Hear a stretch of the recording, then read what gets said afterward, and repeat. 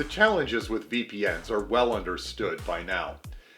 They simply have too broad of an access permission. You see, VPNs grant network access. It allows all traffic through from one network to another. You add in cumbersome and complex management that involves a lot of manual configuration, and it's easy to see why internal teams can become frustrated with VPN's limitations. If you need to add a firewall in order to tighten the security posture, it just gets even more cumbersome. Zentera ZTNA changes all of that.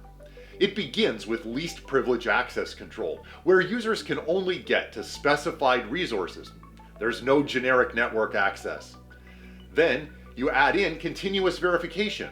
The user identity and the connection parameters are verified continuously throughout the session. And then, with continuous monitoring, all access is logged and correlated by username in one single platform. Zentera adapts to the highly dynamic nature of today's networks and protects against both internal and external threats. You'll want to read the rest of our blog in order to get all of the details.